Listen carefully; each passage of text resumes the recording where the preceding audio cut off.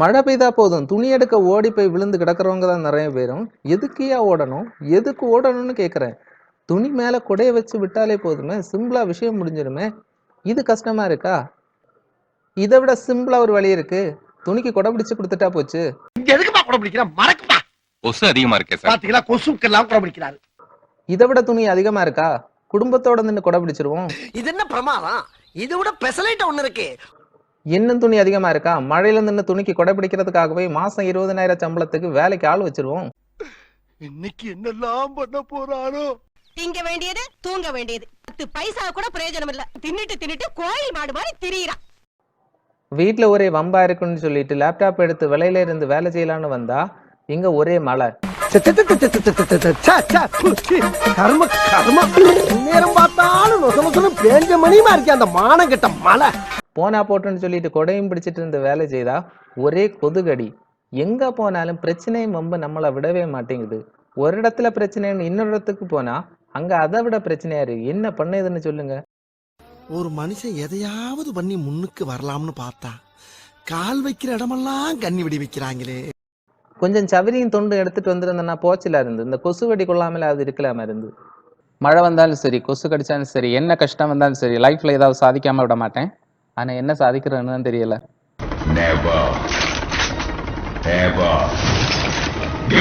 காலையில இருந்து அடிச்சு கையெல்லாம் காய்ச்சி போயிருச்சு. நீங்க கொஞ்சம் அடிச்சு குடத்தை நிறைச்சு கொடுங்க.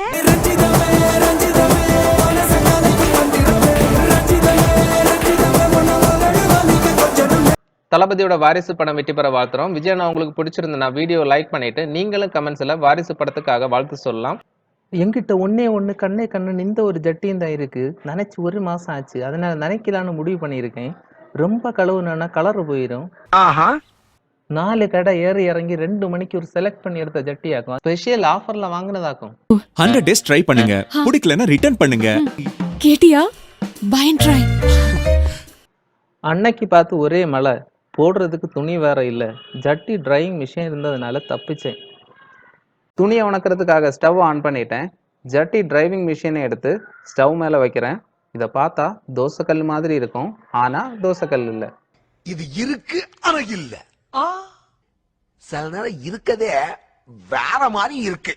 மிஷின் சூடானது துணி எடுத்து மிஷின் மேல போட்டுறணும். அருவியில குளிச்சது போல் இருக்குதா? ஏற்கனவே அப்பள மாதிரி பொறிஞ்சு போய் கிடக்கு. பாட்டு வேறவளுக்கு. மழைக்காலத்தில் உங்கள் விட்ட நண்பன் ஜட்டி ட்ரையிங் மிஷின். துணிகள் சீக்கிரம் உலர ஜட்டி ட்ரையிங் மிஷின். எங்களுக்கு வேற எங்கும் கிளைகள் இல்லை. ஜட்டி ட்ரையிங் மிஷின்.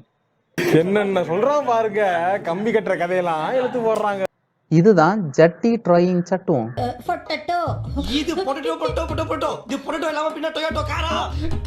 இந்த சட்டுவத்தை வச்சுதான் துணியை மறைச்சும் திருப்பியும் எல்லாம் போட்டு உணக்கி எடுக்கணும்.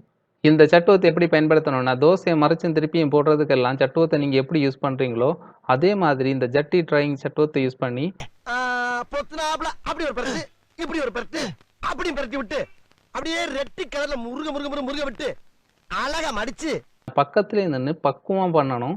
கொஞ்சம் கண்ணை சந்தாலும் அடி பிடிச்சிடும், கரிஞ்சு தீஞ்சு போயிடும்.